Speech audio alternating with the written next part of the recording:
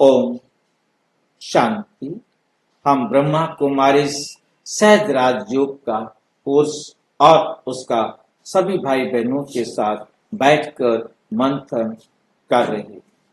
आज हमारे इस कोर्स का 9वां दिन है और अपना सीमा शर्मा अपना प्रश्न पूछ रही हैं।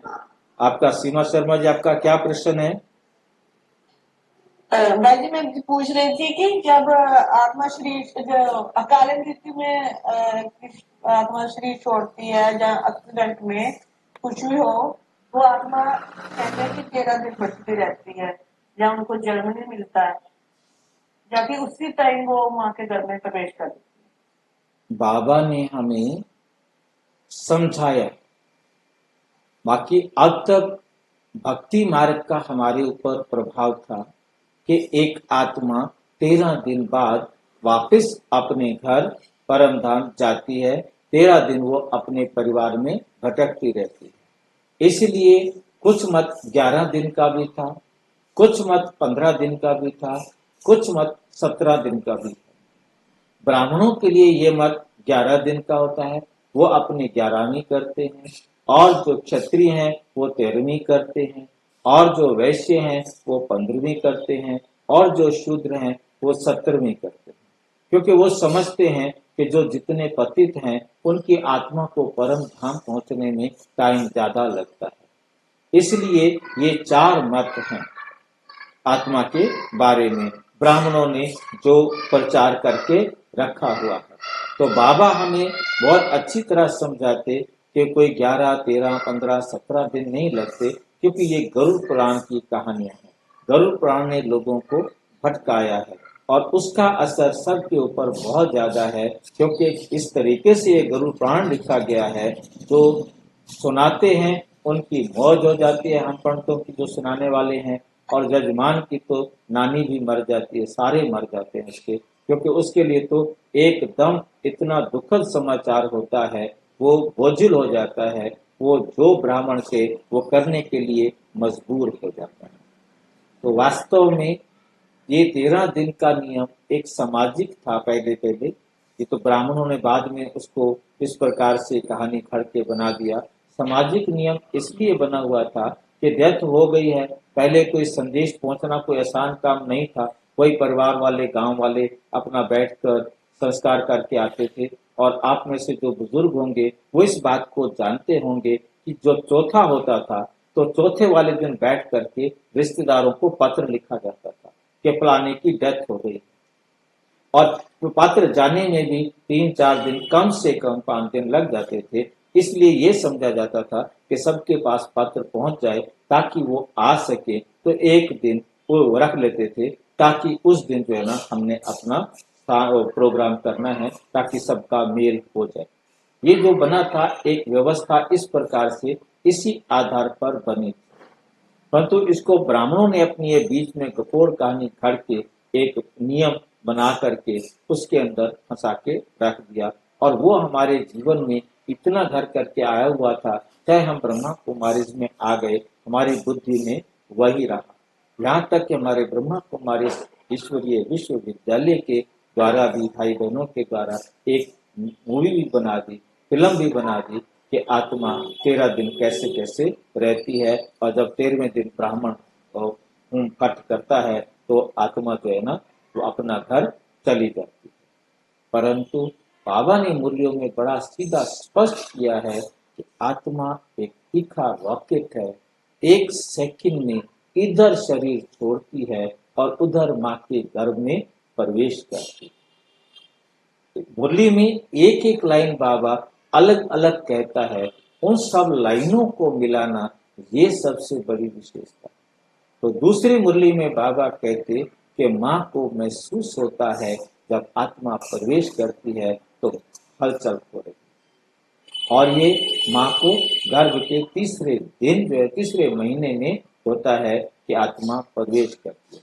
अब ये तीनों बातें अलग अलग कह दी हैं। अब इन तीनों बातों को जोड़ें तो हमें समझ में आ जाता है, जैसे ही आत्मा का यहाँ पाठ खत्म हुआ, आत्मा शरीर को छोड़ती है और माँ के गर्भ में प्रवेश करती है, और माँ को महसूस होता है और वो अपना शरीर बनाना शुरू कर देती है। ये उस आत्मा का काम है।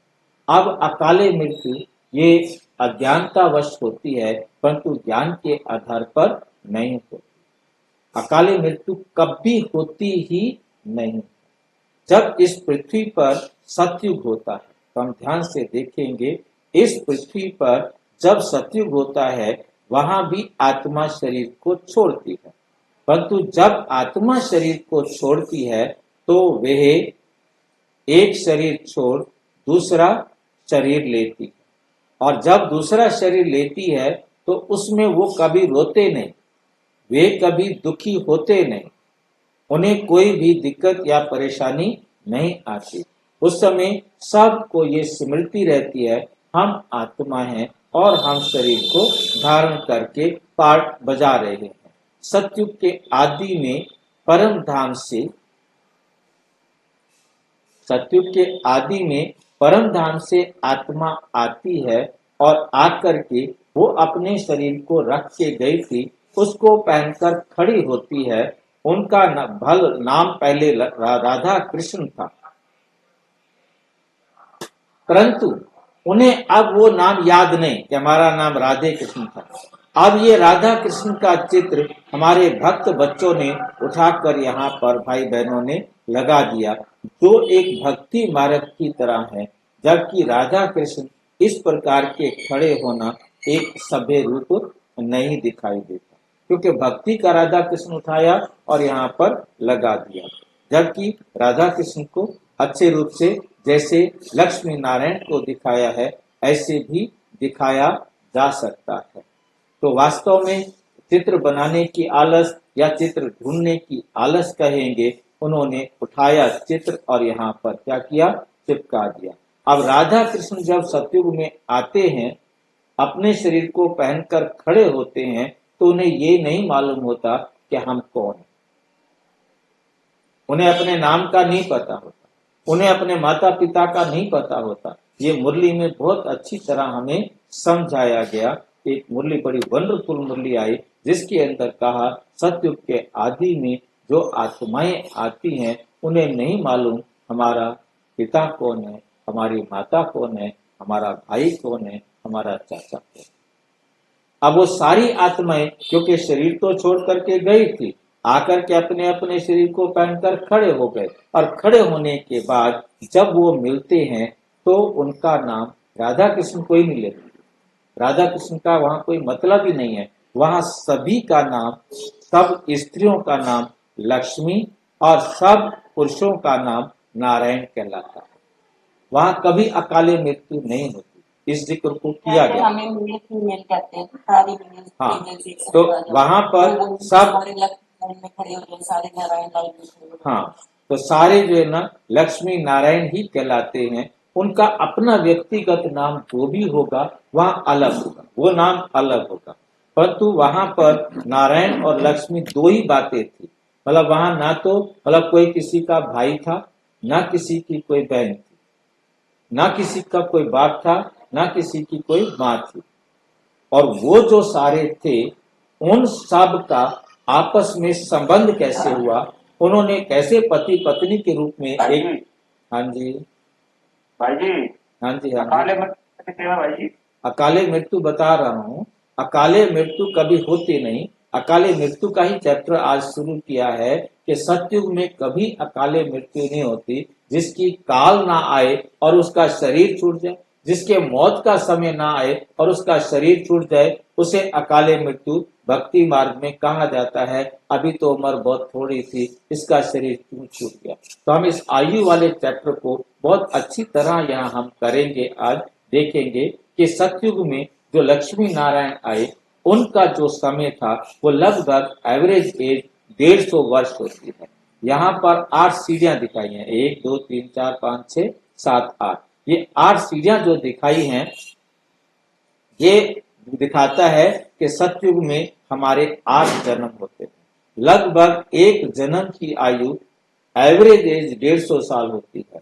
एवरेज एज का मतलब ये होता है कि किसी साल, किसी जन्म में 10-20 ऊपर भी हो सकते हैं, किसी जन्म में 10-20 कम भी हो सकते हैं। ये कोई नहीं है कि 150 साल के बाद उसने शरीर छोड़ देना है। आज तुम्हारे 150 साल पूरे हो गए, तुम शरीर छोड़ दो। जन्म का मतलब हमारा कार्मिक अकाउंट से होता है।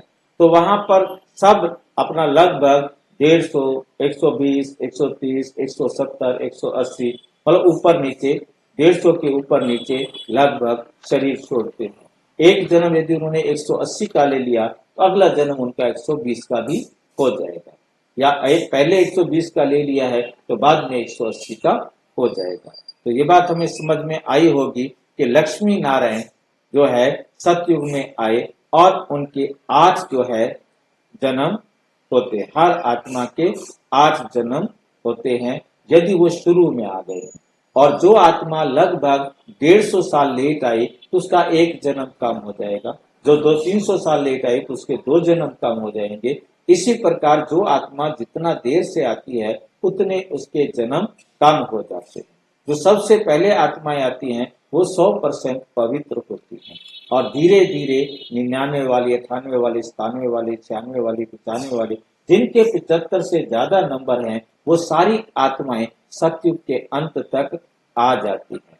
इस समय के संवत को कहा जाता है विक्रमाजीत संवत। इसका समय है हमारे 9 लाख इस समय सतयुग के आदि में होते हैं और जो आदि में आते हैं वो 16 कला संपूर्ण होते हैं, परंतु धीरे धीरे उनके अंदर कला कम होती जाती है।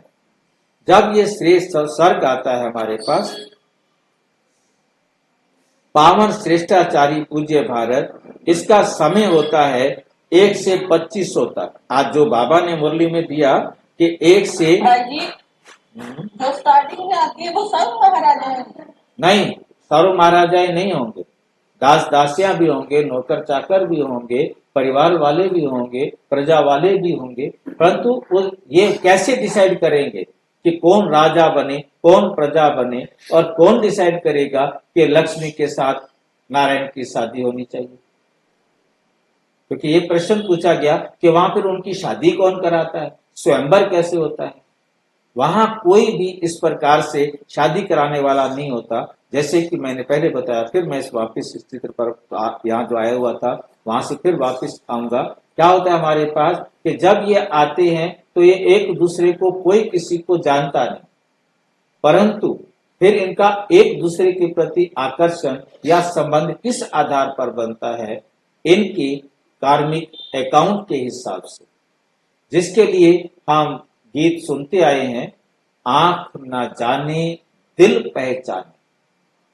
इसी आधार पर आंख नहीं पहचान रही कि ये कौन है, ये कौन है, हम कहाँ मिले थे, हम कौन थे, ये उनको नहीं पता, परंतु दिल पहचानता है। और love at A first sight, मतलब पहली नजर में उनका क्या होता है? प्यार होता है। और ये लक्ष्मी और नारायण ये विवाह करते हैं। और उस समय कोई लक्ष्मी इस प्रकार से वरमाला लेकर नहीं चलती जैसे आजकल दिखाते हैं कि मैं चुनने जा रही हूँ कौन अच्छा लगता है मुझे। मतलब वहां पर आंख ना जाने दिल पहचाने, बस देखा और प्यार हुआ और संबंध हुआ। अब वहां कोई विकार नहीं है, वहां कोई देह का आकर्षण, वहाँ पे बारात निकलती नहीं, वहाँ पे नहीं कोई बारात निकल, घोड़े पे बैठ के नहीं जी, नहीं नहीं नहीं, ये ड्रामे भाई जी वहाँ पे ऐसा होगा ना, जो जिस बंकर में होगा उस बस वो बंकर वाले ही उसको अपने साथ ही मतलब अटैचमेंट हो जाएगा। नहीं, कोई अटैचमेंट नहीं हो, वो कोई अटैचमेंट नहीं होगा कि वो बंकर में थे तो इसलिए अटैचमेंट होगा। जब वो सारे बंकर, चाहे वो बंकर रशिया में बना होगा, चाहे वो बंकर अमेरिका में बना होगा, चाहे वो बंकर इंडिया में बना होगा, चाहे वो चाइना में बना होगा, धरती जब सारी की सारी पिघलेगी, सारे के सारे बंकर इकट्ठे हो जाएंगे, क्योंकि सारे खंड इकट्ठे हो जाएंगे। और सारे खंड इकट्ठे होने के बाद वो बंकर ऊपर पड़े होंगे, खुले पड़े होंगे, मतलब समझो कि वो आएंगे। हाँ जी, पंडित जी लोग मंत्र द्वारा शादी नहीं करवाते सतयुग में? नहीं नहीं, वहां कोई मंत्र से शादी कराने का नियम नहीं है। फिर वहां ऐसा कोई भी नियम नहीं होता फेरे दिए जाए या कुछ किया जाए, यही बात समझनी है। पार्टी ऐसा शुरू हो जाएगा, उनको लगेगा हम पहले से ही साथ में ही है। अब वो उठेंगे तो उनको ये नहीं पता होगा, वो जो उठेंगे अपनी अपनी ड्रेस पहनकर, जब हाँ वहां शादी नहीं, वहां शादियों वाला चक्कर नहीं होता, ये लूटने का धंधा नहीं है, पंडित आवे और अपना लूट लाट के ले जावे, है नहीं, ये सारे हाँ। तो पंडितों बाद में पता चला द्वापुर में लूटने का काम, द्वापुर में भी बहुत लेट, शुरू में नहीं, तो ये तो तभी तो सारी बातें आती है। तो अब क्या होता है वहां सतयुग में, मतलब ये मुरली में बड़ा देखिए कि मैं आपको मैंने वर्णन भी किया जब मैंने वीडियो बनाया था कि मेरे से एक भाई ने प्रश्न पूछा, भाई जी सतयुग में शादियां कौन कराएगा, शादियां कौन कराएगा, और इसका जवाब आप ही दे सकते हो। कितनी कमाल की बात है कि वो मुझे ये लिख करके भेज रहा है, इसका जवाब भाई जी आप ही दे सकते हो। और मैंने ये प्रश्न क्लास में चर्चा किया, कहते क्या जवाब देंगे, मैंने कहा मुझे नहीं पता, मैंने तो सोचा ही नहीं कि ऐसा भी कोई प्रश्न होता है कि उनकी शादी कौन कराएगा। और ये देखिए वंडरफुल बात, उसके 2-3 दिन बाद ही मुरली आती है और उसमें बाबा कहते हैं सतयुग में जो आते हैं उनको ये नहीं मालूम होता कि हमारा पिता कौन है, हमारा चाचा कौन है, हमारी माँ कौन है, हमारा भाई कौन है, मतलब कुछ भी नहीं पता। भाई जी बताते ना जोड़ियां ऊपर से बन के आती है, वो बताते हैं दुनिया वाली जोड़ियां ऊपर से बन के आती है, परंतु ये बात मतलब ये देखिए मुरली के शब्द में आपको बता रहा हूं, मुरली के शब्द है कि वह किसी को नहीं मालूम कि हमारा कौन है, अब उनकी शादियां कौन कराएगा। तो यहाँ मेरे को उसका आंसर मिला और समझ में आई बात कि देखो कि वहां पर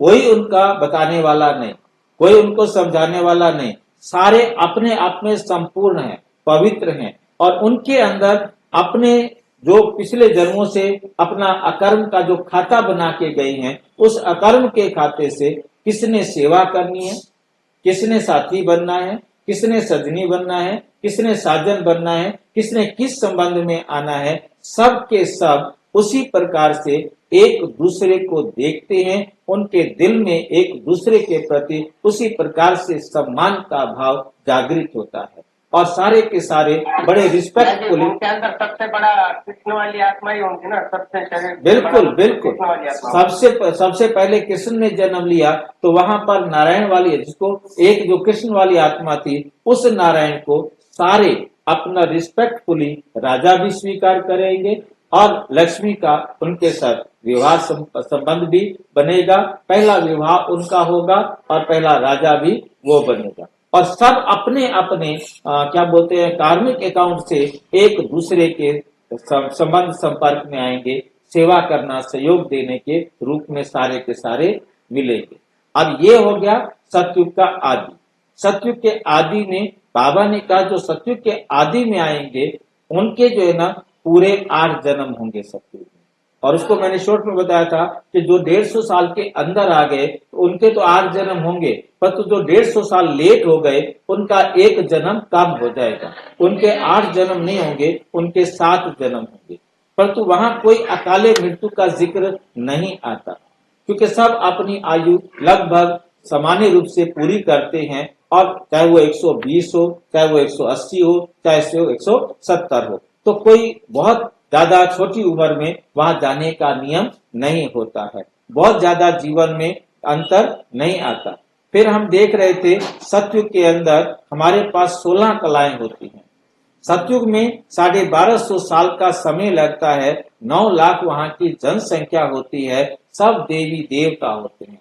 उनको देवी देवता क्यों कहा जाता है, वो सिर्फ देना जानते हैं, मेरे पास जो कुछ भी है आपको जरूरत है, आपको संकल्प बाद में आएगा, पहले मुझे आएगा, आप इसे ले जाओ, मतलब इतना वहां पर देने का भाव होगा। जैसे आज सबके अंदर कोई आता है, उसके हाथ को देखते हैं क्या लेकर आया, अच्छा जा रहा है तो क्या दे करके जा रहा है, मतलब वो दूसरे को देखते हैं, अपनी तरफ नहीं देखते कि मैंने भी कुछ देना है। तो हमें बहुत अच्छी तरह से समझना है, आज सब देवता बन गए हैं, तो सतयुग में सब क्या होते हैं, देवता, क्योंकि हमारे पर रिसोर्सेज अथाह हैं, संसाधन अथाह हैं, कोई कमी नहीं होती।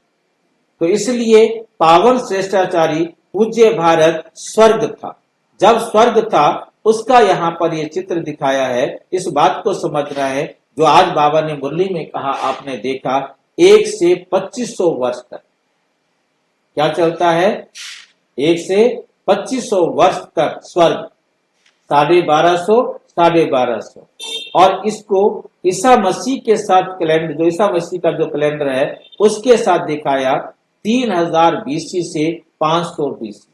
बीसी का मतलब आप में से कुछ भाई बहन समझते होंगे, बिफोर क्राइस्ट। एडी माना क्राइस्ट की आफ्टर डेथ, और बीसी माना बिफोर क्राइस्ट, क्राइस्ट से पहले। तो हमें बहुत अच्छी तरह समझना है कि ईसा मसीह को आज 2000 साल हो गए हैं। ईसा मसीह से 500 साल पहले तक, 3000 से लेकर 500 साल पहले तक इस धरती पर स्वर्ग था। ये बात आपको समझ में आ गई होगी। मतलब बहुत अच्छी तरह ध्यान से समझना है। कई बार पूछते हैं तो उनको हम ये बात समझा सके कि ईसा मसीह से 3000 साल पहले स्वर्ग था। तो 3000 से लेकर 500 तक, तो 3000 ईसा मसीह तक और 2000 अब, तो 5000 साल का ये क्या है, कल्प है। ठीक है, अब हमें समझ में आया। तो 1250 साल जो पहला टाइम था, उस समय आत्मा गोल्डन एज थी, आत्मा सतो प्रधान थी। अब जब शुरू होता है त्रेता युग, तो इसमें हमारी 12 सीढ़ियां दिखाई हैं। इसको सिल्वर एज कहा जाता है। कोशिश की गई है सिल्वर कलर बनाने की। 12 सीढ़ी दिखाने का मतलब है 12 जन्म। यहाँ पर भी हमने राम सीता भक्ति वाला उठाकर खड़ा कर दिया, ताकि भक्तों को लगे कि हमारे राम को और हमारे सीता को यहाँ खड़ा किया गया है, ताकि वो रुक जाए। वास्तव में परमपिता परमात्मा कहते बच्चे, जो नारायण सतयुग में थे, लक्ष्मी नारायण सारे के सारे यहाँ आकर राम सीता कहलाते हैं। त्रेता में सभी लक्ष्मी नारायण का नाम बदलकर राम सीता हो जाता है। मुरली में बाबा ने ये स्पष्ट किया, उनका नाम लक्ष्मी नारायण की जगह क्या होता है, राम सीता होता है। अब उसके बाद वहां पर हमारे 12 जन्म होते हैं, और एक जन्म लगभग 100 वर्ष का होता है। और जनसंख्या त्रेता के अंत तक, आखिरी सीढ़ी तक, यहाँ तक आते आते कितनी हो जाती है, 33 करोड़ हो जाती है।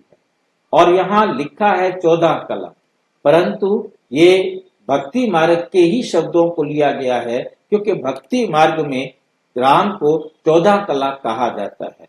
तो इस भक्ति मार्ग की बात को यहाँ पर रखा गया है, परंतु बाद में बाबा हमें अच्छी तरह समझाते हैं कि आत्मा क्रम अनुसार धीरे धीरे पतित होना शुरू होती है, यहाँ तक एक हिस्सा पतित बन जाती है, अर्थात 25% पतित बन जाती है। मतलब 4 डिग्री या 4 कलाएं कम हो जाती हैं। और उसके बाद त्रेता में भी 4 कलाएं कम हो जाती हैं, और जब द्वापर शुरू होता है तो उसमें रह जाती हैं 8 कला। यहाँ द्वापर शुरू हुआ तो द्वापर की कला है 8, तो 8 कला है कलयुग द्वापर की, और 8 कला है सतयुग त्रेता की। परंतु यहाँ पर 14 इसलिए लिखा गया ताकि भक्ति वाले भगत बच्चे थोड़ा रुक जाए, वो समझे कि हमारी बात है। परंतु सच्चाई ये है कि दशरथ सुत राम, हमने वो चैप्टर कर लिया है, वो परमात्मा नहीं है, वो एक बाद में लिखा गया महाकाव्य है वाल्मीकि के द्वारा। तो यहाँ पर राम सीता का राज्य रहता है, सभी राम और सभी सीताएं होती हैं। और यहाँ पर हम 100 साल के बाद से, 100 साल एवरेज एज का मतलब कोई 120 में भी शरीर छोड़ेगा, कोई 80 में भी शरीर छोड़ेगा, 10, 20, 30 ऊपर हो सकता है, 10, 20, 30 नीचे। एक जन्म में लंबी आयु ले ली तो अगले जन्म में छोटी आयु भी होगी। यहाँ पर भक्ति मार्ग में कहा जाता है कि सतयुग त्रेता में कभी अकाले मृत्यु नहीं होती, कभी भी अकाले मृत्यु नहीं होती, ये समझा जाता है। और यहाँ आकर हम अच्छी तरह समझ सकते हैं, जब ये द्वापर त्रेता खत्म होता है, वहां तक आते आते आत्माएं 8 कला खत्म। 8 कला का मतलब पहले रुपए में 16 आने होते थे, 16 आने में से 8 आने क्या हो गया, खत्म हो गया। इस 8 आने की बात को हम दूसरे तरीके से भी समझ लें कि यहाँ सतयुग में कहा जाता है, हमारे पुराण, झूठे पुराणों में, शास्त्रों में, ग्रंथों में, क्योंकि जो बात सच्ची हो या जो बात अच्छी हो उसे कहीं से भी ले लेना चाहिए। तो वहां लिखा है शास्त्रों में कि सतयुग में धर्म रूपी बैल 4 टांगों पर खड़ा था। धर्म रूपी बैल 4 टांगों पर खड़ा था, मतलब चारों पैर बराबर थे, मतलब वो बैलेंस बना हुआ था। और जब त्रेता शुरू हुआ तो एक टांग टूट गई। एक टांग का मतलब समझ गए होंगे कि 4 कला कम हो गई, 25% खत्म हो गया, एक चवन्नी खत्म हो गई, एक हिस्सा खत्म हो गया, एक हिस्सा झूठ आ गया, 3 हिस्से सच रह गया, इसलिए उसका नाम त्रेता युग रखा। बहुत सारे भाई बहन ये भी पूछते हैं पहले द्वापर आना चाहिए कि त्रेता आना चाहिए। वो 2 और 3 को देखते हैं, वो कहते हैं पहले तो 2 आना चाहिए, 3 क्यों आ गया?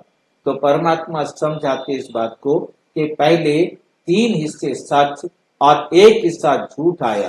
सतयुग में चारों हिस्से सच था, परंतु एक हिस्सा जो क्या हो गया, झूठ हो गया, तो 3 हिस्से सच रह गया, इसलिए इसको त्रेता युग कहा गया।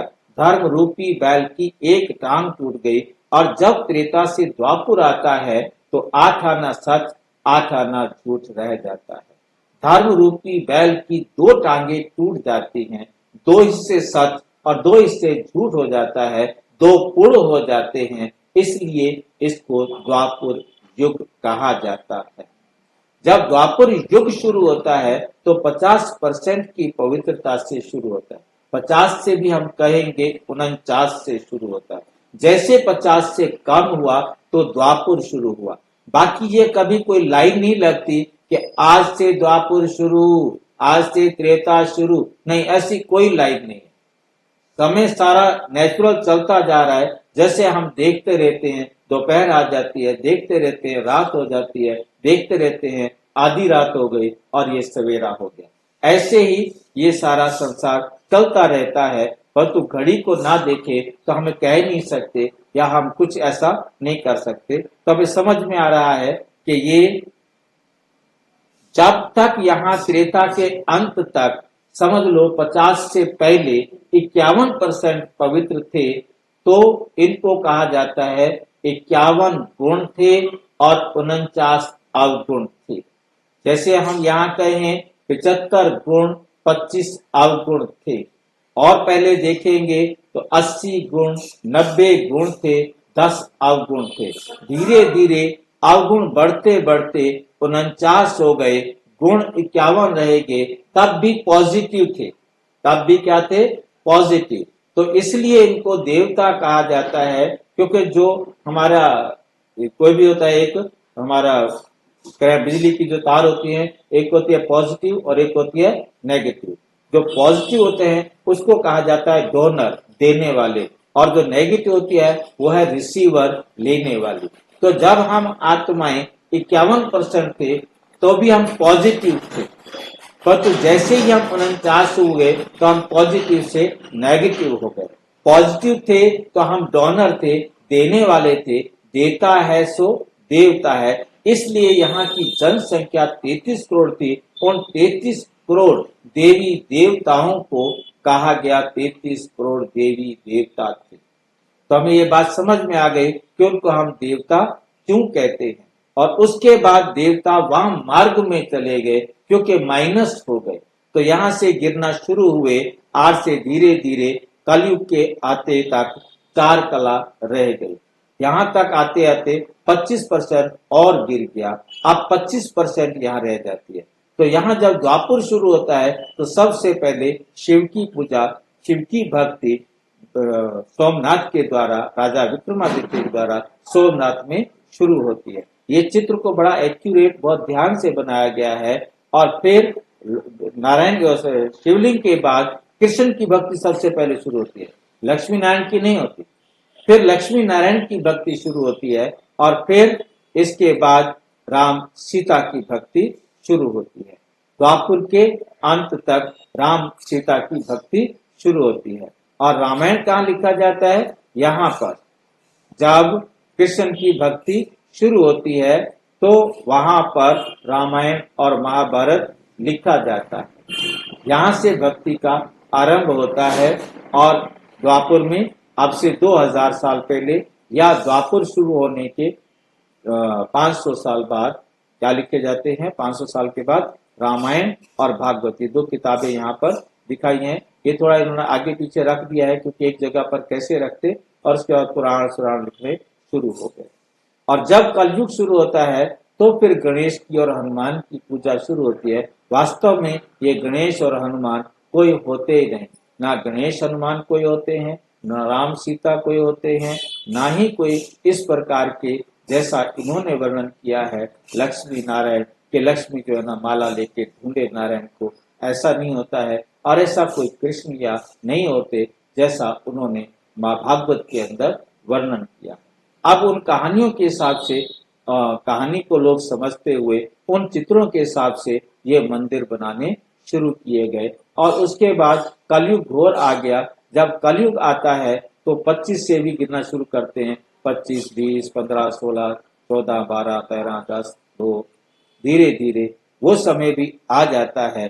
कलयुग का जो सीन है वो यहाँ पर दिखाया है कि कैसे सारे पतित होते हैं, कैसे पेड़ों की पूजा शुरू होती है, कैसे मर्डर करना, या हालत ये आ जाती है कि सारे विश्व के आगे भिखारी बन के भारत लेट जाता है। जो ज्ञान हमारी बुद्धि में होना चाहिए था वो ज्ञान हमारे सिर के नीचे रखा हुआ है, बुद्धि में ज्ञान नहीं है।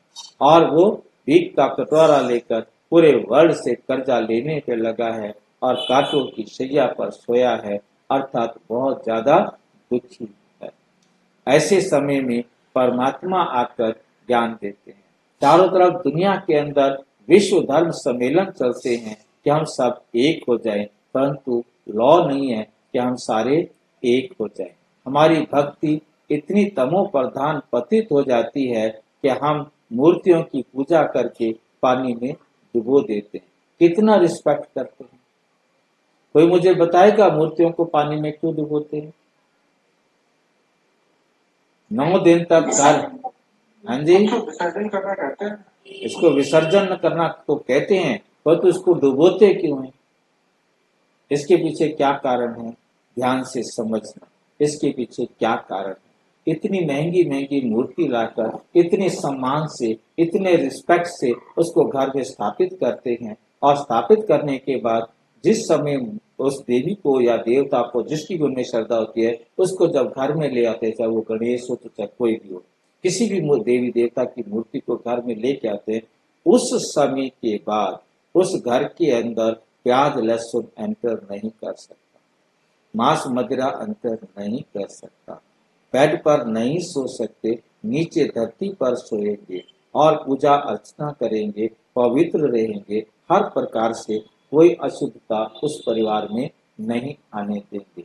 और उसके बाद जब आप प्रॉब्लम खड़ी हो गई कि पंडित जी कब तक हमें ऐसे रहना पड़ेगा, बिना प्याज लहसुन मांस मदिरा, नीचे सोना पड़ेगा, कब तक पंडित जी? तो तंग हो रहे हो?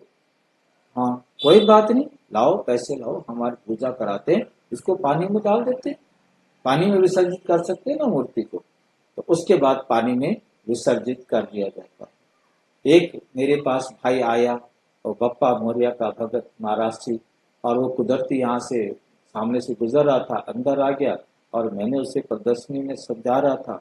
जैसे मैंने ये बोला, पता हो बिल्कुल ठीक, हम भी बप्पा मौर्य को एक दरवाजे से बाहर करते हैं और खिड़की से मांस को अंदर करते हैं, जब तक हम बप्पा मौर्य को समुद्र में विसर्जित करके आएंगे ताकि हम मांस खा सकें।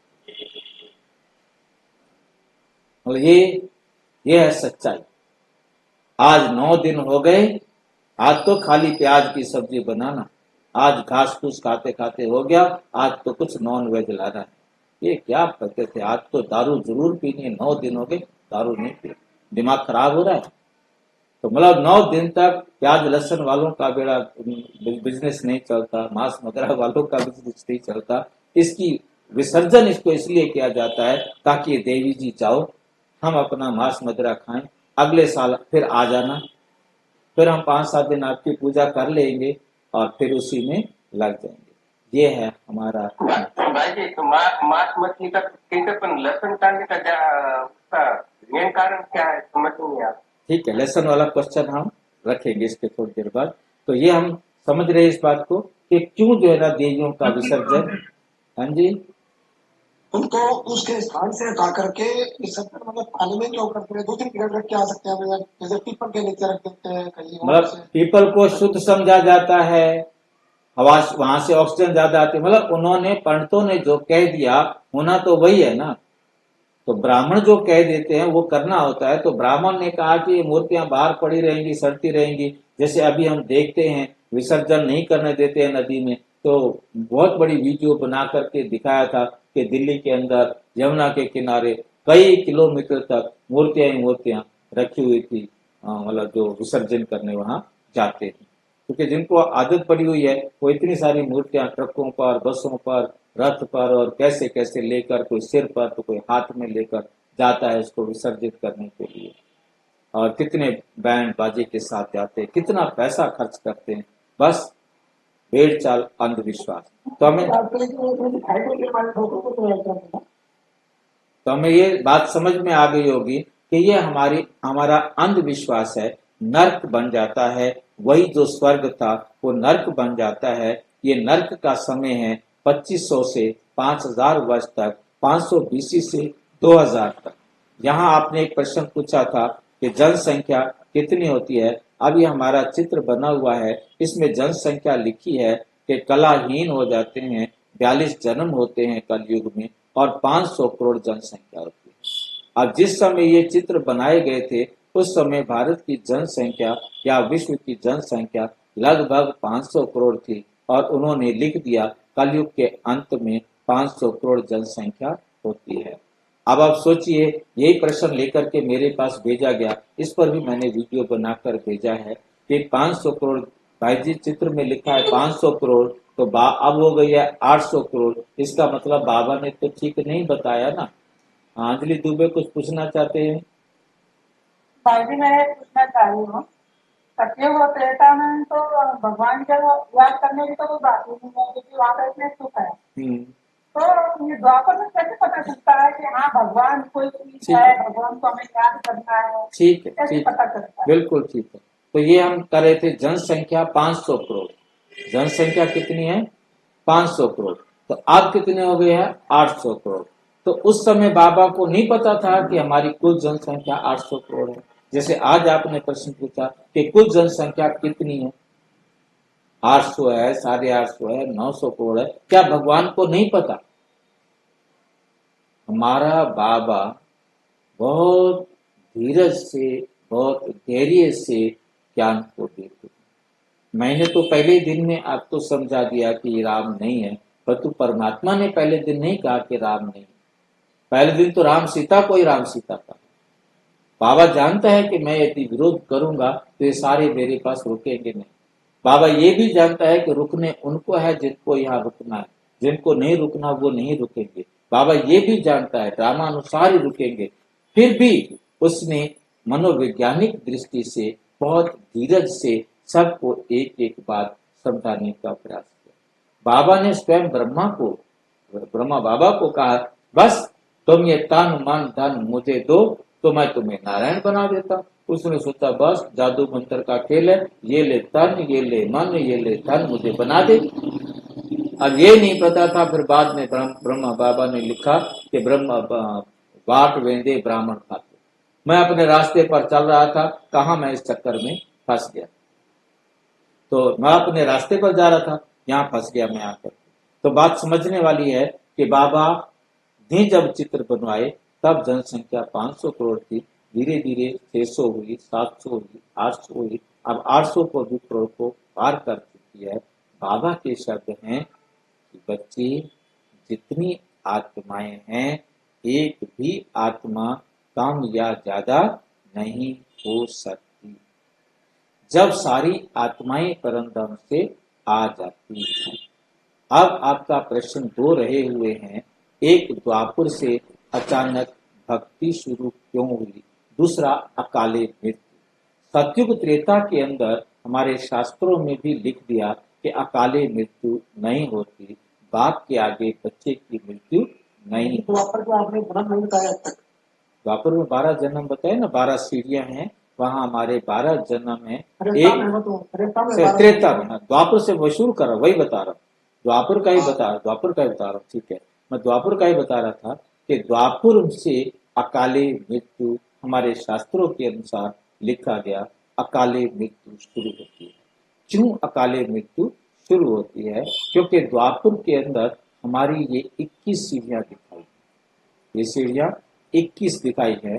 इसका मतलब है कि द्वापर में 21 जन्म होते हैं। द्वापर में कितने जन्म होंगे? 21 जन्म। तो एक जन्म लगभग 1250 को हम 21 से भाग करेंगे तो कितना होगा? 59। यदि 1260 होते तो पूरे 21 जन्म 60-60 साल के हो जाते। 10 साल कम होने के कारण 0.1 जो है ना कम हो जाएगा। 59 एवरेज समझ लो कि 60 साल की जो है ना उम्र आयु होती है हर एक की। लगभग 60 साल का हम अच्छी तरह समझ चुके हैं।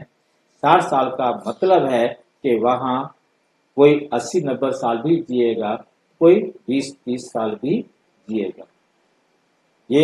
ये अंतर एवरेज 10-20-30 ऊपर नीचे होता रहता है। तो यहाँ भी वही होगा। जब यहाँ ऐसे होगा, कोई व्यक्ति एक जन्म लगातार मतलब समझ लो कि 100 साल तक एक ही शरीर में पकड़े रखा, नहीं छोड़ा, जबकि उसे 60वें शरीर छोड़ देना था। सत्युग त्रेता में स्व इच्छा से शरीर छोड़ते थे, परंतु द्वापर में आकर उम्र छोटी हो गई है, परंतु स्व इच्छा से शरीर नहीं छोड़ते। वहां अपने आप अपनी इच्छा से अब ये शरीर पुराना हुआ, इसको छोड़ो, हम जाकर दूसरा शरीर लेते हैं। परंतु द्वापर से आकर हम अपनी इच्छा से शरीर नहीं छोड़ते। हमें 60 साल के एवरेज लगभग 70 में छोड़ दे, 50 में छोड़ दे, परंतु नहीं छोड़ते तो फिर क्या होता है कि हम 100 साल तक एक शरीर में रहे, कोई रोग आया, शरीर चलने लायक नहीं रहा, तब जाकर के आत्मा ने शरीर को छोड़ा। अब यदि आपने एक जन्म में 100 साल जी लिए हैं तो 60 साल की तो उम्र उस जन्म की आपने जी ली, और 40 जो है ना अगले जन्म के भी आपने जी लिए। तो अब आपका जो दूसरा जन्म होगा वो 20 साल का होगा। अब 20 साल का हुआ तो 20 साल में उसकी डेथ होगी। जब उसकी 20 साल में डेथ होगी तो दुनिया वालों ने उसे अकाले मृत्यु कहा कि ये अकाले मृत्यु मरा, क्योंकि हाँ जी द्वापर में मतलब उम्र तो 60 साल है एवरेज। अब एक जन्म में आपने 100 ले लिया तो अगले जन्म के 40 साल कम हो गए ना, तो आपको अगला जन्म 20 साल का मिलेगा। तो यहाँ से अकाले मृत्यु कहा जाता है शुरू होती है। परंतु यहाँ हमने बहुत अच्छी तरह समझ लेना है, अकाले मृत्यु कभी नहीं होती, क्योंकि हमें परमात्मा ने बहुत क्लियर समझा दिया है। हर आत्मा एक्यूरेट एक्टर है, हर एक आत्मा एक्यूरेट एक्टर है, एक्यूरेट टाइम पर हर एक्ट करती है, चाहे वो जन्म लेना हो तो चाहे वो मृत्यु। यहाँ तक कि उसे कोई और भी एक्ट करना है, कोई भी एक्ट है वो हम तो दोनों तरफ से होता है ना, बता रहे हैं। जैसे एक्ट के तरफ से भी बताए कि मतलब जिनका कार्मिक अकाउंट वही तक खत्म हुआ तो वो अपना शरीर छोड़ दी, और दूसरा कि वो फर्स्ट में अगर इतना आयु 100 आयु तक जीवी तो 60 आयु से 40 आयु ज्यादा हो गया, तो पिछले जन्म का वो 40 आयु जुट गया उसमें। वो जुड़ेगा ना, क्योंकि उसके कार्मिक अकाउंट से जुड़ा हुआ है। अब उसकी अकाले मृत्यु कहाँ हो सकती है? उसका काल, उसका समय है उसका शरीर छोड़ने का। ड्रामा अनुसार उसमें रिकॉर्डेड है कि किस समय तुमने शरीर धारण करना है और किस समय तुमने शरीर को छोड़ना है, तो वो एक्यूरेट टाइम पर अपने शरीर को छोड़ेगी। जब वो शरीर को छोड़ेगी तो ऑटोमेटिक वही उसका समय था, क्योंकि कोई भी आत्मा 1 सेकंड पहले शरीर को नहीं छोड़ सकती। यहाँ तक कि परमात्मा पर दोष देते हैं, तो मैं तो इतना ओपन कह देता हूँ, परमात्मा का कोई बाप है नहीं। यदि परमात्मा का बाप भी हो तो भी वो किसी को 1 सेकंड पहले शरीर से नहीं निकाल सकता, 1 सेकंड और शरीर में रोक भी नहीं सकता। ओम शांति भाई जी। ओम शांति। भाई जी 42 जन जरूरी है कि कलयुग में हो? 42, वो आपका वो प्रश्न अभी आएगा, कलयुग आने दो। तो तो अभी हमारे पास क्या है कि द्वापुर के अंदर हमारे 21 जन्म है, तो सबके 21 जन्म नहीं होंगे द्वापुर में। जो आत्मा क्या कहते हैं पहले 60 साल तक नहीं आई, तो उसके वहां पर द्वापुर में 20 जन्म ही तो रह जाएंगे। जो आत्मा जैसे क्राइस्ट की आत्मा 2000 में आई है द्वापुर के अंदर, तो 2000 में आने का मतलब है 500 साल लेट आई है, तो 60 साल का एक जन्म है, 6 अठे 48, 8 जन्म उसके कम हो गए ना। लगभग 8 जन्म क्राइस्ट के कम होंगे इब्राहिम से। इब्राहिम के 63 जन्म हैं, क्योंकि इब्राहिम की आत्मा ही हमारे जो इतिहास है साहित्य है कि उसकी 2500 साल पहले आई। तो जब इब्राहिम की आत्मा आई या राजा विक्रमादित्य की आत्मा आई, तो वो आत्मा जब आई तो उस समय 2500 साल पूरे थे, मीन्स वो 50% थी, तो वो 500 साल पहले आई। उसके 8 जन्म हो गए, 9वां जन्म भी थोड़ा शुरू हो गया है नहीं, तो 20 साल उसके भी गुजर गए, तब क्राइस्ट कहीं आया। तो अब क्राइस्ट लेट आया है, तो उसके 8-9 जन्म लगभग कम होंगे। अब शंकराचार्य आया 1500 साल पहले, तो 30%, तो वो 1500 साल का मतलब है 1000 साल लेट आया है, तो इसके अंदर आ जाएगा 60 साल का एक जन्म है, तो 1000 साल को 60 से हम भाग करेंगे तो हमारे पास क्या आएगा, 600 हो गए एक, और 4 6 36, 17 जन्म, 16-17 जन्म मतलब हमारे उसके शंकराचार्य के काम होंगे। तो इस प्रकार से हमें बहुत अच्छी तरह से समझना है, जो जितना लेट आएगी उतने जन्म उसके क्या होंगे, काम होंगे। तो यहाँ अकाले मृत्यु कहा जाता है, भक्ति मार्ग वाले अज्ञानतावश कहते हैं कि अकाले मृत्यु हुई। इसी प्रकार कलयुग के अंदर भी जो आत्मा जितना देर से आएगी, क्योंकि पूरे 1250 पर पहले विनाश से 1250 साल पहले आ गई, तो उसके 42 जन्म होंगे। और यदि वो आत्मा, क्योंकि द्वापर में 42 जन्म हो गए, यहाँ 21 जन्म थे तो डबल जन्म हो गए, तो कलयुग में हमारी जो एवरेज एज है वो 30 साल हो जाती है। जब हमारी एवरेज 30 साल हो जाती है और हम एक ही शरीर के अंदर लंबे समय तक रह जाते हैं, तो फिर हम क्या करते हैं, दूसरे जन्मों की आयु छोटी हो जाती है। अब कोई जैसे दादी का एग्जांपल ले कि दादी 105 साल में हम समझ ले कि जानकी दादी ने शरीर को छोड़ा, तो उसने अब मैंने एग्जांपल मुरली में भी शेयर किया था कि अब जो है ना क्या होता है, उसने 120 साल में 4 जन्म लेने थे और उसने 105 जन्म तो एक ही जन्म में गंवा दिए, तो बाकी उसके पास 15 साल बचे हैं जिसमें उसने 3 जन्म लेने। या तो पहले 15 साल में 3 जन्म लेके आई है, या फिर आगे 15 साल में 3 जन्म लेने होंगे, मतलब उसको एवरेज कहीं ना कहीं एडजस्ट करनी होगी। पहले छोटे जन्म लिए होंगे तो ये लंबा जन्म उनका हो गया। ये बात मेरे ख्याल से भाई जी, आपको दादी ने भी जन्म देना है, आत्मा जो तो चाहे ये कोई, रिश्ता बन के जाते हैं उन्होंने भी जन्म ले लिया। बिल्कुल बिल्कुल, क्यों नहीं, दादियां भी तो आत्मा है ना। ब्रह्मा बाबा ने भी जन्म लिया, मम्मा ने भी जन्म लिया, सभी आत्माएं तो जन्म लेंगी ना। तो हमें ये समझ में आया होगा कि अकाले मृत्यु कभी नहीं होता। अब यहाँ पर सोचो कि हाँ जी, समझो दोपहर के शुरू में आने वाली आत्मा ऊपर से, शुरू में, हाँ, तो उसके भी दोपहर के अंदर एक ही जन्म हो गए। यदि वो द्वापर में, ये आप देख रहे हैं द्वापर का चित्र, इस द्वापर के चित्र में बिल्कुल वेरी बिगिनिंग जो आत्मा आएगी उसके द्वापर में 21 जन्म और कलयुग में 42 जन्म पूरे होंगे। परंतु जो आत्मा सतयुग में भी नहीं आई, त्रेता में भी नहीं आई, द्वापर में भी नहीं आई, और कलयुग में जितना देर से आएगी, जितने 30 साल लेट आएगी, उसके उतने जन्म कम होते जाए। जितने 30 साल लेट, जो आत्मा दोपहर से शुरू से पकड़ो ना, समझो दोपहर के एकदम शुरू से समझो, जिसके पूरे 21 जन्म होंगे क्या कम होंगे? 21 जो द्वापर के शुरू से आएंगे उनके द्वापर में 21 जन्म होंगे और कलयुग के 42 जन्म भी लेने होंगे। और जो त्रेता में आ गई है उसके त्रेता के 12 जन्म, 21 जन्म और 42 जन्म होंगे।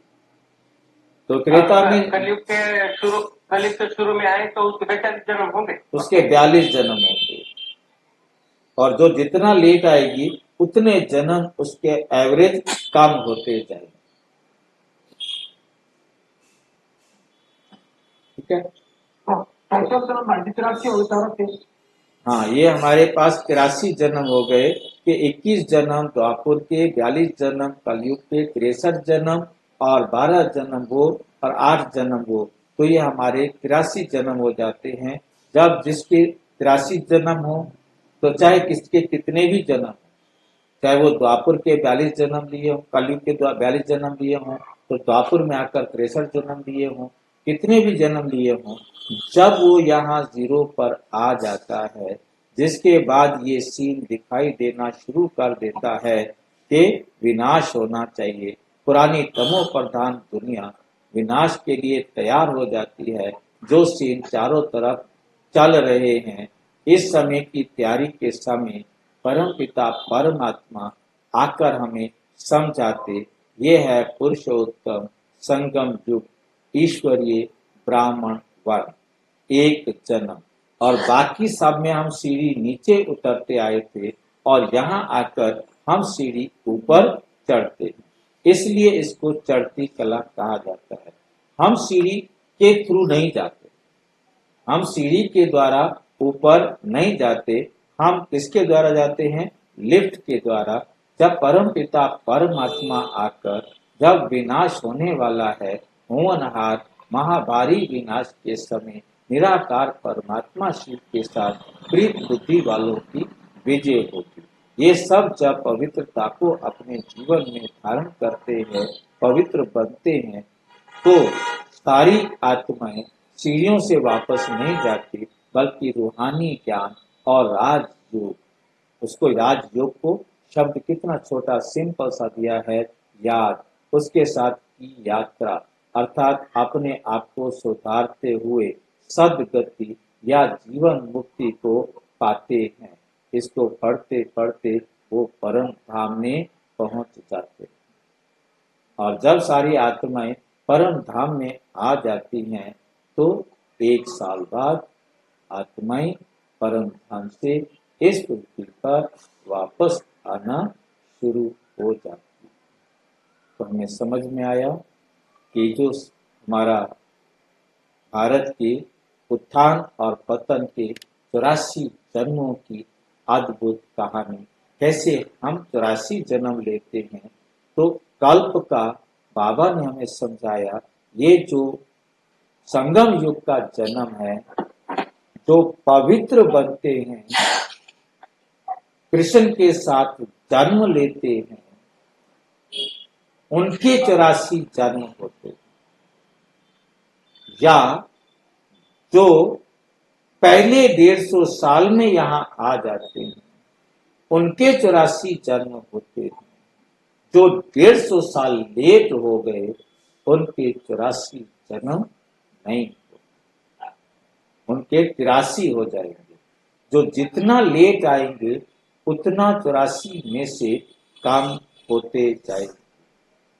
ये बात हमें बहुत ध्यान से समझनी है कि जो पहले 150 साल में नहीं आए, उनके 84 जन्म है ही नहीं। उनका हीरा जन्म होगा सबका, किसका हीरा जन्म 83वां होगा, किसका हीरा जन्म 82वां होगा, किसी का हीरा जन्म 81वां होगा, 80वां होगा।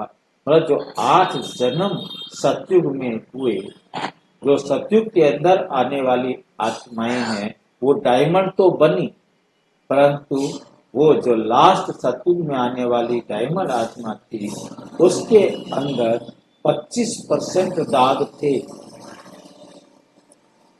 भाई जी, फिर हमारा संगम में जन्म होगा क्या? फिर जब से राजधानी स्थापना होगी, जब से होगा तब होगा, पता नहीं लगा। भाई मेरा शरीर अभी छूट जाए, मैं अपना कह सकता हूँ। यदि मैं पूरा संपूर्ण बन गया हूँ तो मेरा शरीर छूट जाए, और मैं कृष्ण के साथ जाकर जन्म ले लूं। अब समझो संगम के लास्ट तक आपका समझो 10-12 साल का शरीर होगा समझो। यदि छूट जाए तो 8-9-10 अभी समझो शरीर छूटा छूटा तो, अब ना छूटे शरीर तो और फिर सत्युग में जाएंगे आप। फिर सतयुग में आएंगे। अब ये तो पाठ के ऊपर है ना, अब ये तो हमें पता नहीं। आप भी सत्युग में आएंगे। हाँ जी, अनिल भाई सत्युग में आएंगे। सतयुग में तो सारे ही आएंगे। पर कोई बच्चा बन के आएगा तो कोई बड़ा बच्चा नहीं, आएगा, कोई बड़ा बच्चा वहाँ नहीं, जन्म लेगा। सतयुग में तो सारे आएंगे और सारे हम बच्चे ही बनेंगे, सारे बच्चे ही बनेंगे। परंतु ये है कि कोई 2-4 साल, 5 साल, 10 साल पहले आएगा तो कोई 10, 20, 50 साल पुरुषार्थ के अनुसार जितना कम ज्यादा रहा। हाँ जी, मैं कह रहा था भगवान आएंगे कैसे आएंगे और कैसे पता चला कि पानी आए हैं। अब जो अभी जो प्रश्न रहा हुआ है भाई जी, इस चित्र, युवाओं का देश होगा, पूरे हाँ, युवा होंगे, युवा होंगे। युग में पूरे के पूरे युवा होंगे। बिल्कुल, आरंभ युवाओं से होता है। तो उसके बाद क्या होता है कि सब्जी को लेना था अपने को, इसको जैसे भगवान इसके तन में आए, ब्रह्मा बाबा के तन में आए, कैसे आए, क्या क्या क्या क्या सिम्टम्स, वो हम अलग से देखेंगे। अभी भक्ति क्यों शुरू हुई? एक बहन ने अभी प्रश्न पूछा था ना कि द्वापुर से अच्छे भले सतयुग त्रेता में ना कोई शास्त्र थे, ना कोई ग्रंथ थे, ना कोई पूजा करता था, ना कोई मंदिर होता था। द्वापुर में आकर ये भक्ति शुरू क्यों हुई? भक्ति शुरू होने का कारण क्या हुआ? भगवान को ढूंढने की जरूरत क्या हुई? जब दुख आते हैं तो भगवान, भाई जी, हाँ जी, सतयुग में 9 लाख की माला बनी हुई ना, हम्म। और फिर जनसंख्या तो इतनी आबादी, 9 लाख की जनसंख्या सतयुग के आदि में कहा है। अब आदि में पहला दिन 150 साल का टाइम है, उस 150 साल में 9 लाख हो, क्या जो होगा वो तो वहां होगा। कोई माला बनाई नहीं जाती कि भी 909 लाख की माला बना दे या 108 की माला बना दे। ये 108 की माला तो बना दी, 16,000 मनकों भी की माला भी दुनिया ने बना दी, परंतु 9 लाख की कोई माला नहीं, क्योंकि 9 लाख की आज तक किसी ने माला नहीं बनाई। सतयुग में 2 लाख जनसंख्या होती है ना सतयुग की। सतयुग की 2 करोड़ होती है।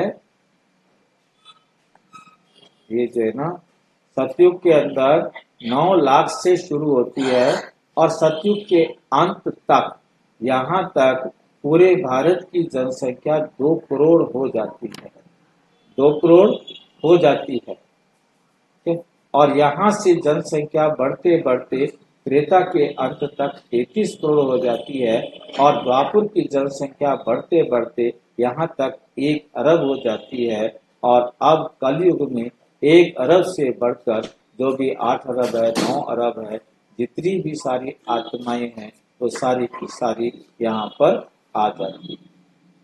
और जब सारी आत्माएं परम धाम से आ जाती हैं तो इधर से तैयारी हो जाती है कि सारी आत्माएं वापस अपने घर जाए।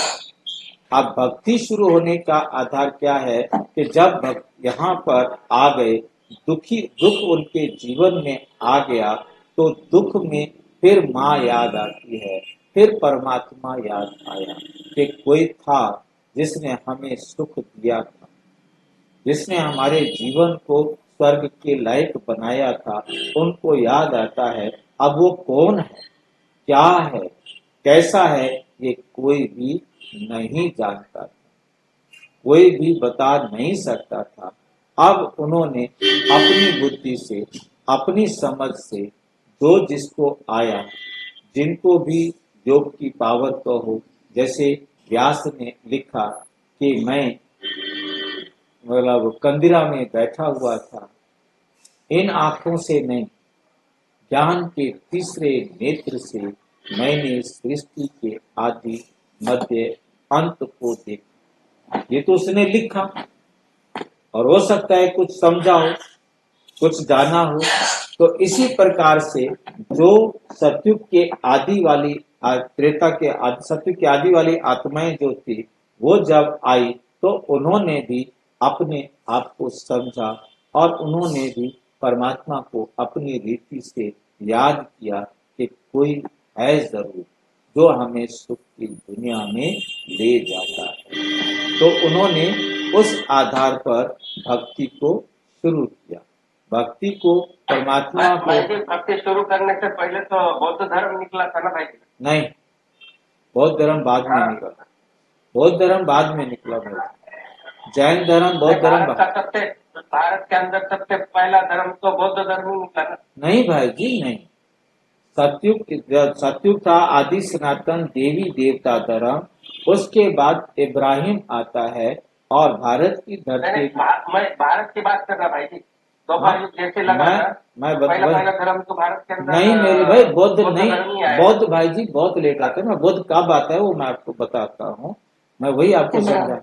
भारत की धरती पर सबसे पहले राजा विक्रमादित्य ने शिवलिंग या डायमंड रखा सबसे पहले, और ये डायमंड रखा गया। उस समय के विद्वानों ने परमात्मा को ओम कहा, ज्योति कहा। ये उस समय स्वीकृति में आ गया कि परमात्मा जो है वो एक ओम है, एक ज्योति है, एक नूर है।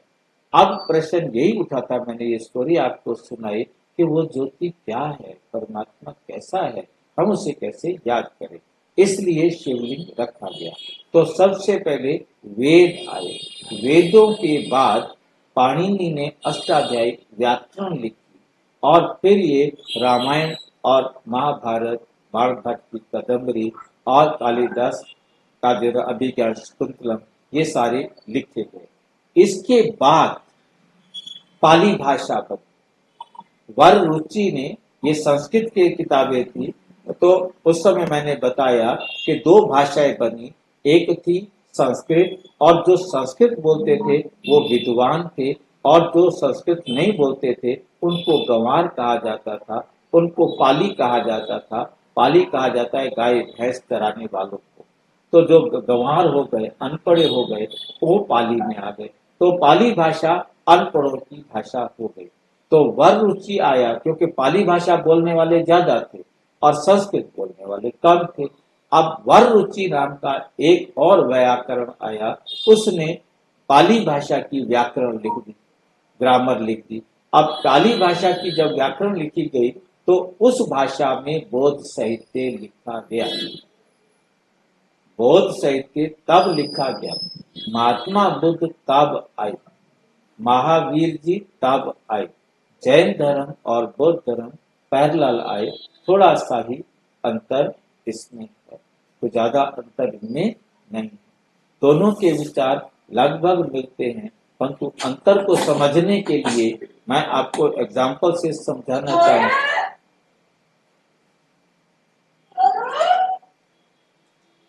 मैं इसको एग्जाम्पल से आपको समझाता हूं कि जब यहाँ पर क्या कहते हैं भक्ति थी, जो ब्राह्मण थे, भोग रखा है, भोग वहां रखा। तो मतलब कहने क्या है कि भक्ति थी, ठीक है, तो भक्ति थी तो भक्ति सब करते थे। अब भक्ति के अंदर इतना रमे हुए थे कि वो उन ग्रंथों में, उन शास्त्रों में इतने उलझ गए, और उन्होंने जो सतो प्रधान भक्ति होनी चाहिए थी वो जो है ना क्या हो गई, विकृत हो गई। भक्ति जब विकृत हुई तो इतने विकारी हो गए, उन्होंने जादू, टोने और इस प्रकार के जो है ना धर्म के जो है ना नाम पर दुनिया को लूटना शुरू कर दिया। एक तरफ भक्ति अपनी गिरावट में चली गई, तो महावीर जी ने आकर के कहा कि ये शरीर हमारे दुख का कारण है, इस शरीर को अधिक से अधिक तपाओ। तो महावीर जी ने दूसरा सिद्धांत दिया कि शरीर को, ये शरीर हमारे दुख का कारण है, इस शरीर को कष्ट देना है। तो इसलिए जो भी कोई पाप हुआ, कोई गलती हुई, तो शरीर पर तप करने के लिए उन्होंने कहा, गर्मी में, ठंड में, पानी के अंदर, और या शरीर को ऐसे करना है, वैसे करना है, हठ बहुत ज्यादा करके इस शरीर को तपाया गया। तो ये जैन धर्म का था।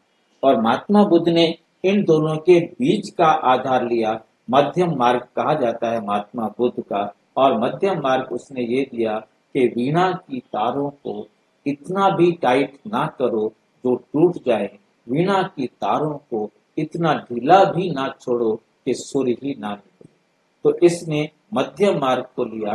बौद्ध धर्म को मैक्सिमम ने एक्सेप्ट किया, जैन धर्म को कम लोगों ने स्वीकार किया, और जो सनातन धर्म था या हिंदू धर्म था, जो भी था, वो अपनी गिरावट में चला जा रहा था। तो बौद्ध धर्म आगे बढ़ गया। इसलिए कुछ लोगों के मत में आता है कि बौद्ध धर्म पहले आया। बौद्ध धर्म पहले नहीं आया, बौद्ध धर्म मध्यम मार्ग का था। ये जैन धर्म और बौद्ध धर्म दोनों एक साथ आते, ठीक है। तो उसके बाद हमारे पास आ जाता है कि इसके अंदर भक्ति शुरू हुई, और जब भक्ति शुरू होती है तो फिर धीरे धीरे जब कलयुग आता है तो भक्ति भी व्यभिचारी तमो प्रधान बनती जाती है। और कोई प्रश्न है तो देखो इससे संबंधित। भाई जी सिख धर्म कब आया? सिख धर्म तो अब से 500 साल पहले आया। बुद्ध धर्म के बाद? बुद्ध धर्म 2000 साल पहले आया और सिख धर्म 500 साल पहले आया। भाई जी आवाज क्लियर नहीं आ रही आपकी।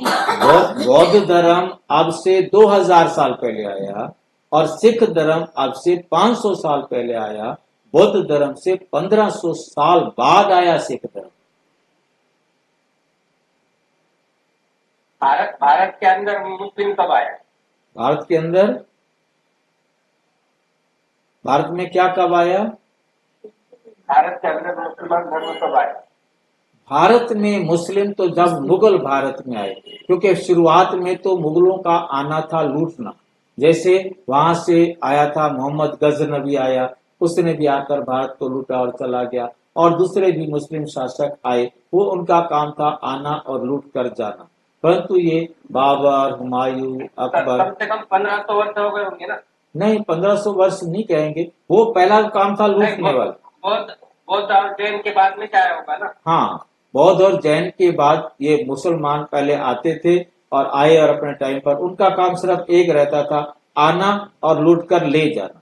परंतु ये जो हुमायूं, बाबर, अकबर, ये आकर के टिके, इन्होंने कहा कि हमने यहाँ पर शासन करना है, एंजॉय करना है, तो उन्होंने यहाँ पर अपना राज्य स्थापन किया। लूटना तो था ही था, लूटने के साथ साथ शासन भी किया और यहाँ की व्यवस्था को भी बनाने का प्रयास किया। परंतु अब धीरे धीरे, क्योंकि वो मुस्लिम शासक थे, तो उनका, जैसे अकबर है, वो कम से कम सबके साथ मिलकर रहता था। और जब ये शाहजहां, औरंगजेब ये आए, इन्होंने तो अपना काम शुरू कर दिया, मारने का। ये कौन से कॉन्टिनेंट से आए थे मुसलमान? क्योंकि पाकिस्तान वगैरह तो इकट्ठा ही था तब भारत में। नहीं, ये तो बाहर से, मतलब जो है ना, इनका जो वो अपना पैतृक स्थान कहाँ है वो मुझे तो नहीं मालूम कि कहाँ कहाँ से कौन कौन आया, इतना मेरे को जानने का मौका नहीं मिला। बाकी ये है कि ये आए और यहाँ आकर इन्होंने इस प्रकार से आक्रमण करना शुरू किया और लूटना शुरू किया। कोई अफगानिस्तान से आया, कोई कहाँ से आया, मतलब अलग अलग। भाई जी, ये बौद्ध धर्म अफगानिस्तान तक था, जब बौद्ध धर्म था ना, जब अफगानिस्तान तक था तो बौद्ध धर्म। बौद्ध धर्म तो भारत से शुरू हुआ, जैन धर्म भारत से शुरू हुआ, ये दोनों धर्म भारत से शुरू हुए। परंतु बाहर दूसरे देशों में उसको महत्व मिल गया, उन्होंने लाइक किया, इसलिए प्रचार वहां ज्यादा हो गया। भाई जी हमारे आत्मा में अपना अपना पार्ट नोंदा हुआ है, बिल्कुल, अपने टाइम पर उसका पार्ट अपने टाइम पर, एक्यूरेट टाइम पर उन्होंने अपना करना। पर उसका पार्ट चलता है, हाँ, अपने आप ही चलता है। बिल्कुल बिल्कुल, उसमें किसी भी प्रकार का फर्क नहीं पड़ सकता। तो हमें समझ में आ गया। इससे कोई रिलेटेड आपके मन में कोई भी प्रश्न उठ रहा हो तो आप पूछें, और इसके बाद फिर हम इसको पूरा करेंगे। तो हमारे पास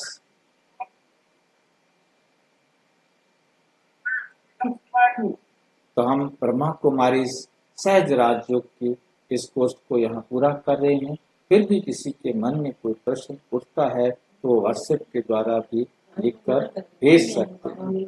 और यदि आपके मन में कोई प्रश्न हो तो आप विस्तार से जानने के लिए प्रजापिता ब्रह्मा कुमारी ईश्वरीय विश्वविद्यालय के किसी भी सेवा केंद्र पर संपर्क करें। और यदि कोई प्रश्न है तो 9213106986 पर केवल टेलीग्राम करें। 9650692270 पर केवल व्हाट्सएप करें, फोन नहीं। ओम शांति।